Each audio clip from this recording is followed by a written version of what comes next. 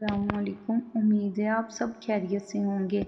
آج کی اس ویڈیو میں ہم ایک نہایت اہم موضوع پر بات کریں گے اور وہ ہے رزق میں اضافہ کرنے والی قرآنی دعائیں اور اذکار۔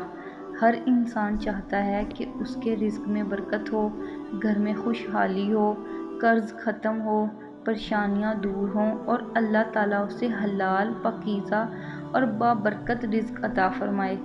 سب سے پہلے یہ بات یاد رکھیں کہ رزق صرف پیسہ نہیں ہوتا، اچھی صحت، نیک اولاد، سکون، عزت، وقت کی برکت، محبت اور ایمان بھی اللہ تعالیٰ کی عظیم نعمتیں اور رزق ہے۔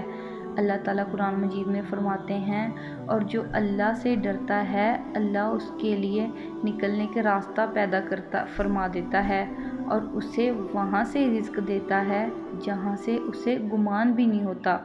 اس آیت سے معلوم ہوا کہ رزق میں اضافے کا سب سے بڑا ذریعہ تقویٰ ہے۔ استغفار کی کثرت کریں۔ قرآن پاک میں حضرت نوح علیہ السلام نے اپنی قوم سے فرمایا، اپنے رب سے معافی مانگو، بے شک وہ بہت معاف کرنے والا ہے۔ وہ تم پر آسمان سے خوب بارش برسائے گا، تمہارے مال اور اولاد میں اضافہ فرمائے گا۔ اس لیے روزانہ دل سے استغفار کریں، کم از کم 100 مرتبہ پڑھنے کی کوشش کریں۔ درود پاک، درود شریف پڑھنے سے دعائیں قبول ہوتی ہیں، پریشانیاں کم ہوتی ہیں اور اللہ تعالیٰ برکت عطا فرماتا ہے۔ روزانہ زیادہ سے زیادہ درود ابراہیمی یا مختصر درود شریف پڑھیں۔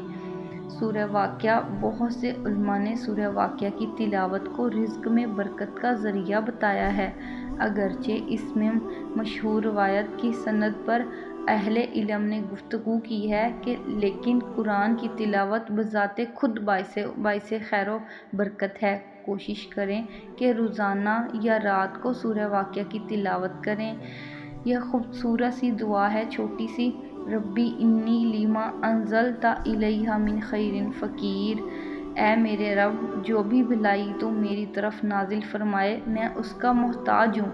یہ حضرت موسیٰ علیہ السلام کی دعا ہے۔ مشکل حالات میں یہ ذکر پڑھیں، حسبنا اللہ و نعم الوکیل۔ اس کا مطلب ہے اللہ ہمارے لیے کافی ہے اور بہترین کارساز ہے۔ صبح شام کے اذکار کریں۔ روزانہ صبح اور شام کے مسنون اذکار پڑھنے کی عادت بنائیں۔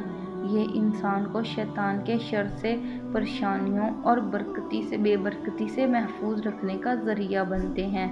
7واں عمل ہے حلال رزق اختیار کریں۔ اگر ہم چاہتے ہیں کہ اللہ تعالیٰ ہمارے رزق میں برکت عطا فرمائے تو ضروری ہے کہ ہمارا رزق حلال ہو۔ جھوٹ، دھوکہ، سود، رشوت اور حرام کمائی سے بچیں۔ صدقہ دیں۔ صدقہ مال کو کم نہیں کرتا بلکہ اللہ تعالیٰ اس میں برکت عطا فرماتا ہے۔ اپنی استطاعت کے مطابق باقاعدگی سے صدقہ کریں، چاہے وہ تھوڑا ہی کیوں نہ ہو۔